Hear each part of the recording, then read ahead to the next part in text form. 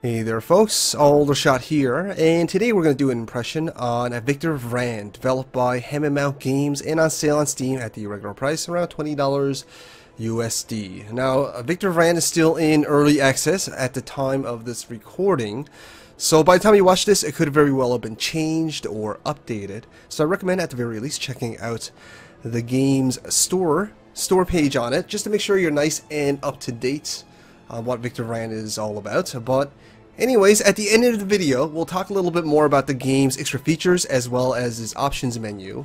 But for the time being, we're going to just jump into a game that we already got started, so we can explore what the game's all about, of course. So here we are. We are currently in the hub area, where you'll be doing a lot of your micromanaging, whether it be checking out your stash, as in your inventory, or making purchases at these various merchants that's located around here. Of course, you can sell any loot that you don't need along your journeys to them as well. So basically, this is where you'll be spawning in when you start your game, or if you die. This is the main hub area. I think you guys are quite familiar with the concept. But anyways, let's just jump into a dungeon. Alright, open world map. Here we are. This is the world map. It's fairly large, as you can see.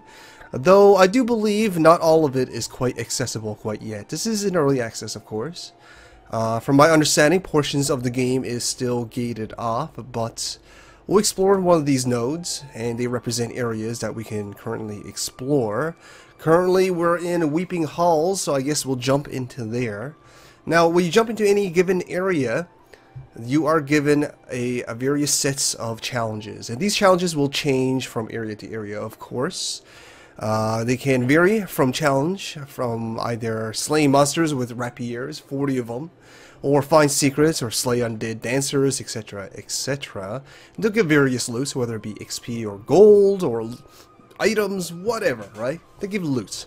And anyways, let's just jump into a dungeon so we can talk a little bit more about the game. So here we are. We're in a dungeon of Victor Vran, as you can clearly see. You can actually rotate the map simply by holding the RMB.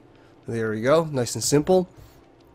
Now, I want to just get right to it, okay? This game is in early access, as you're quite aware of by now, and because of that, not the whole game is quite here, right?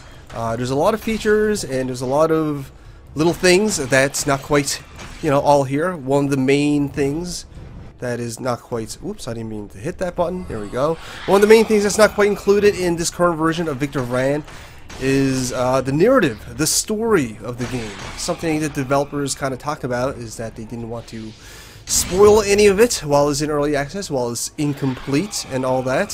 So that portion of the game is not here, right? Yeah, I know that's going to be kind of disappointing to a lot of RPG fans, because often, more likely than not, the story is quite an important portion of any given RPG. So there you go. If you're looking forward to a robust narrative experience from Victor Vran, you're not going to quite get it, at least not in this current version, right? Early access, so I guess it's forgiven. I mean, the developers were perfectly honest and transparent about it, so there you go. Just so you know, no story, no actual narrative campaign, right? So it's going to be a lot of dungeon running. It's going to be a lot of running from point A to point B, looking for other dungeons to explore and all that kind of stuff. So the game's a little bit grindy, to say the least. Now, I'm going to talk about the grind a little bit while I'm here. Well, it's a little bit drawn out, to be completely honest.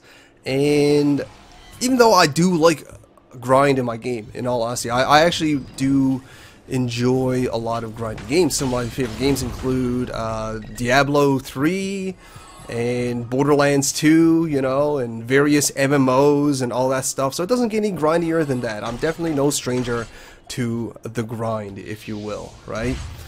But even with all that said, stating my usual pleasure of grinding through any given game, I do find this game kind of drawn out as far as the grind is concerned.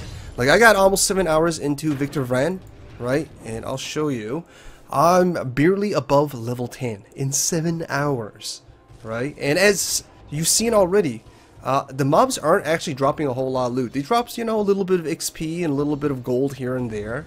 Although it doesn't even drop that much XP or gold, given that you just saw me pick up 2 batches of 50, about 50 gold per batch. And to get a decent weapon from your main hub area, it's going to cost you around 10 to 20 or more gold, right? So it's going to take you a little while to grind for all that loot. So I do feel like it's a little bit drawn out, a little bit dragged out, the whole grindiness of Victor Vran. And I think it's because it's still in early access and it kind of lacks content. And because of that, the developers kind of drawn out the whole grindy nature of the game just to sort of extend the life of it. I have no proof of this. This is purely conjecture. This is just how I kind of feel about the game from my current experience of it currently. Now, that's not to say that I didn't enjoy the time that I've had with it, albeit because the grind was so slow. I kind of lost some patience with the game and didn't feel a whole lot of incentive or need to continue on, so I kind of grew bored of it, to be completely honest, which is a bit unfortunate, right? And that's solely not because of the game design, but because of how drawn out the progression in this game is, at least how I found it to be.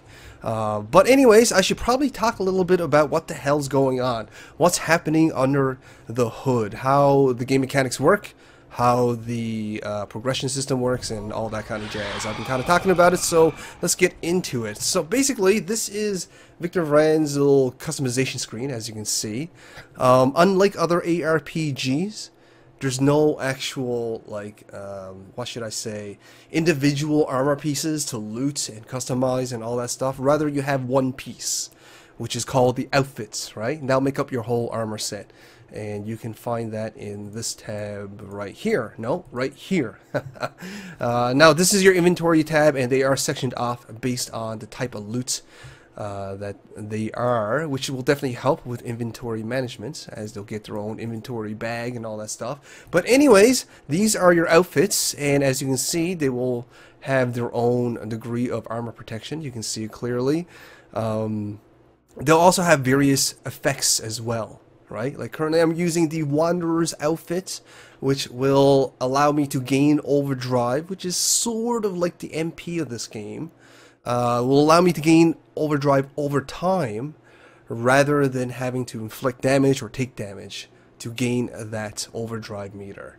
I find it a little bit more reliable, you know, that way I can gain overdrive in between battles rather than just in battle. But they do vary in effects. Like, for example, the Hunter's outfit will give us additional overdrive when we take damage, whereas, say, the let's say the Vanguard's outfit will give our overdrive bar an extension of 50%, but we gain less overdrive from attacks. So as you can see, they do various things. And I should probably point out that this yellow bar here is the overdrive meter, okay? And that powers up these skills over here, right? These are overdrive skills. So I can hit 3, that'll give us diamond skin, essentially, give us more defense. Whereas we have another skill, which gives us a shockwave, which is basically an AoE attack. And we can actually collect different overdrive skills through mobs and chests and drops and etc, etc. And they do come in various effects, as you can see, either meteor, purging flame, boomerang, etc, etc. They pretty much do as they sound like, as they're named. But anyways, we also have weapons as well, which is the real meat and potatoes of the combat in this game. And of course, they come in various shapes and sizes, and they do their own things. Currently, we're using a sword and a two-handed hammer, although you can go range with rifles and shotguns. But there's other melees as well, including a rapier and a scythe. Now, the interesting thing about weapons in this game is that they will have their own skill sets, and they're on cooldowns. And because you can actually equip 2 weapons, you basically have 2 skill sets equipped at all times. And you can actually switch between them without any negative effects. There's no cooldowns for switching weapons, right? So a good strategy for this game is to exhaust a set of cooldown skills from one weapon and then switch to your other weapons when they're up.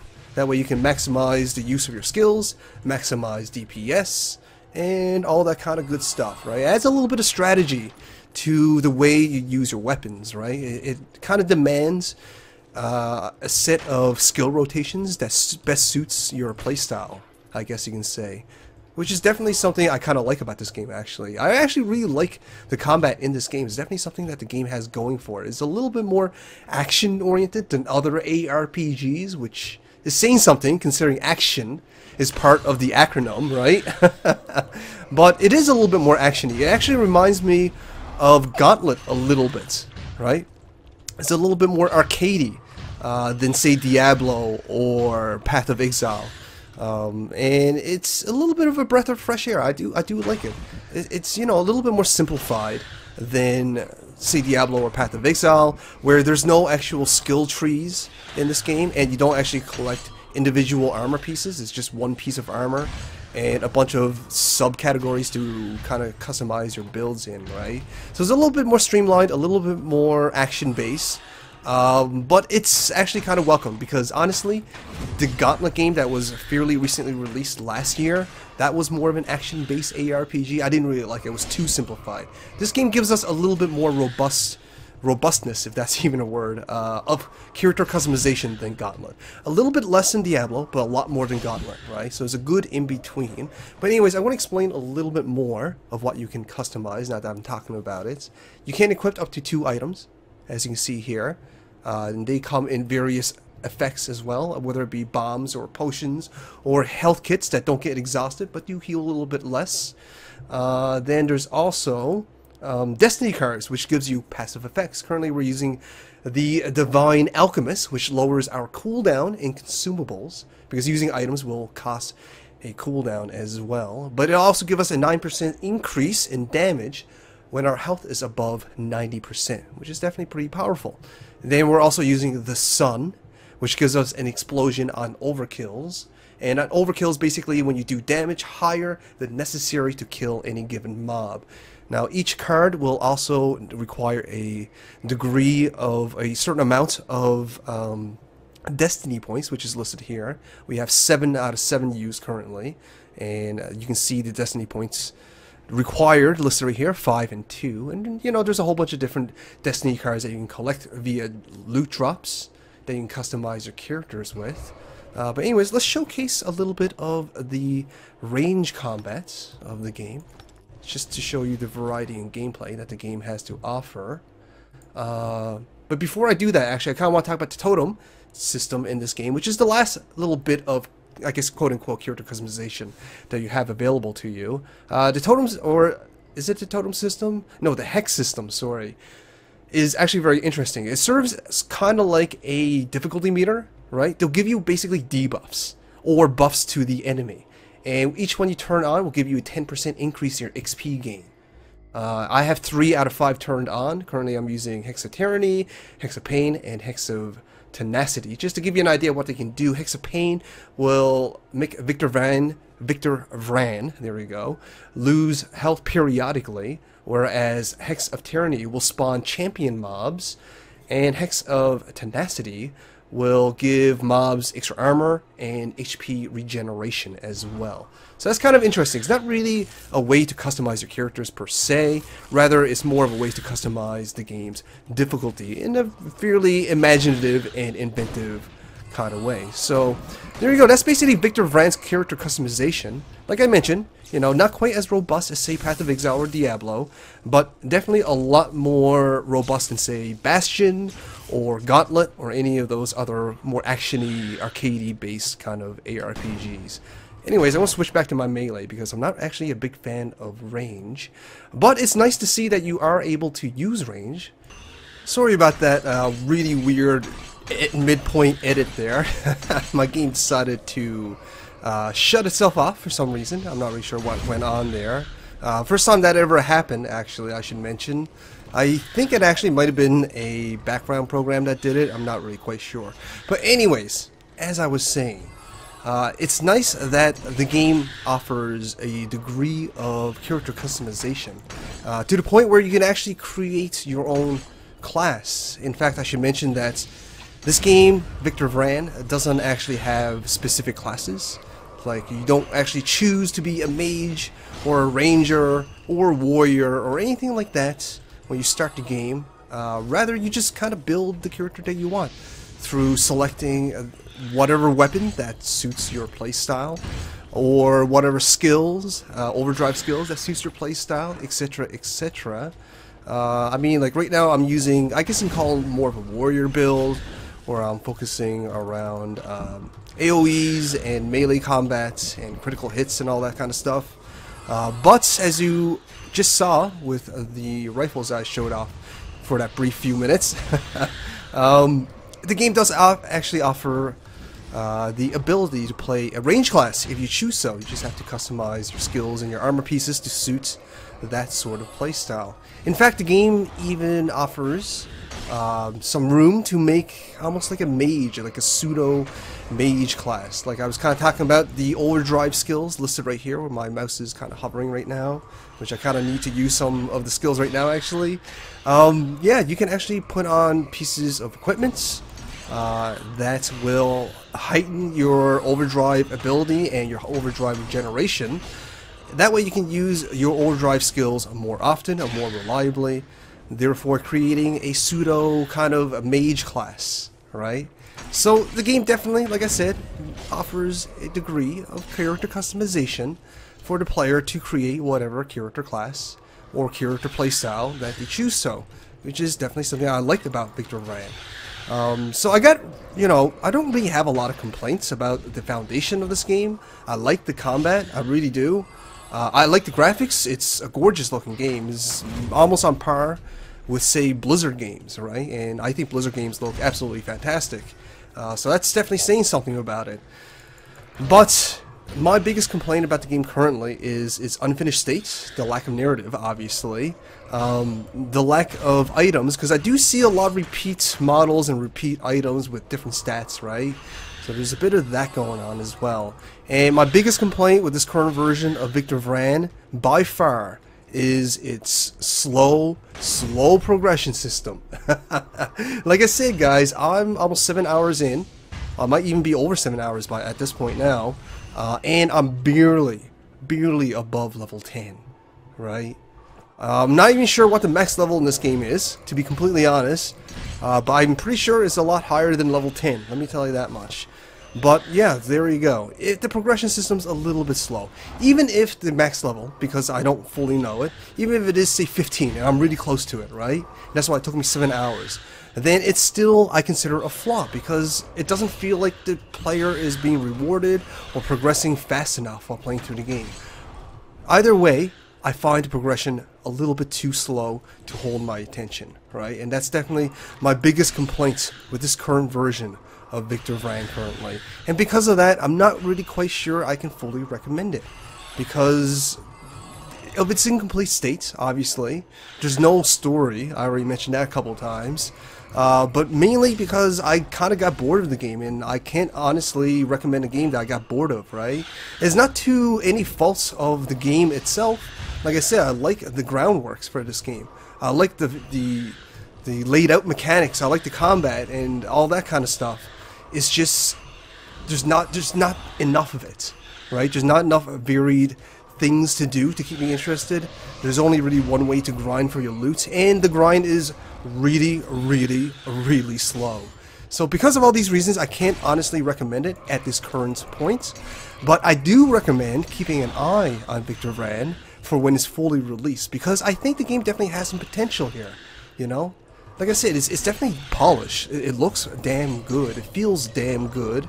I like the way the progression, or not the progression, the customization systems work out, the way you build your character. And I love the combat, I really do. I like switching between different weapons to utilize the cooldowns of my skills to maximize DPS and all that stuff. And there's a lot of stuff going on under the hood as well. There's a lot of systems to understand and to min-max and to really kind of dig into it if you really get into it, right? So there's some room for high skill play here, is what I'm saying as well. So there's a lot to like about Victor Vran. It's just needs more of it. It needs a lot more of it. And the progression system needs some massive overhauling, some tweaking, you know? It doesn't feel rewarding enough for the player, at least not for me, to continue playing. And that's my biggest fault with this game. But anyways, that's basically how I kind of feel about Victor Vran in a nutshell. So we'll get out of this. These goals are giving us way more trouble than I asked for. But we'll enter into the main menu. That way we can kind of finalize this video, finish it up, talk about the extra features, which is basically, let's see here, online mode. So the game already has multiplayer, which is great. You can play with friends or random people online. And let's see, there's also options, of course. We'll take a look at that. You can toggle on and off various gameplay options, whether it be the hero's health bar, or the monster's health bar, or your display healing number, damage numbers, critical hit text, display condition. Rotate your minimap is also an option, which is kind of nice. You can also customize your key bindings fully, which is great, of course.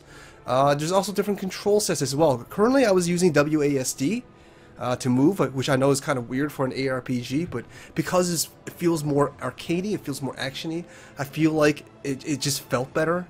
But there is mouse control where more ARPG fans might be more comfortable with. It controls a lot more like, say, Diablo or Path of Exile, where you click to go and click to do actions and all that stuff, right? But for whatever reason, I felt the action option was better suited for Victor Vran. There's also camera sensitivity, double tap to dodge on or off. You can alternatively just press shift. Don't know why I had so much trouble saying that. And let's see, sound, usual suspect as far as audio sliders are concerned. Video is actually fairly impressive, I must say, especially for an early access game, which oftentimes negates graphics options for whatever reason. But you can customize presets, whether it be ultra or custom, whatever. There's also display resolution options, VSync, anti-aliasing, anisotropy, and anisotropy. I have a hard time saying that word. I'm sorry, guys. I sound like an idiot.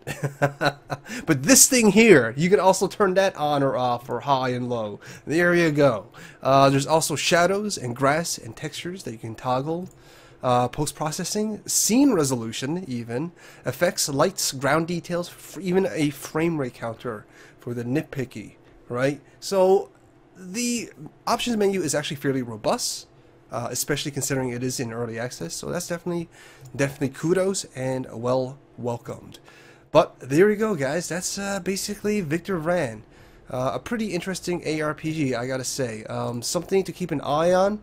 I wouldn't quite recommend getting it at this current moment, mainly because it needs a lot more content, and I think the progression needs a lot of tweaking in order to satisfy the player, at least to my taste anyways. Maybe you guys won't find it overly grindy, but like I said, 7 hours and I'm barely above level 10, so I don't know what's up with that.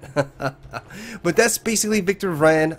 Hopefully you guys found this informative, hopefully you found this enjoyable, and if you did, you know, show me some love, like, share, fave, and comments. And if you haven't already, subscribe and I'll bring you more videos like this. Thanks for watching, guys. All the shoutouts.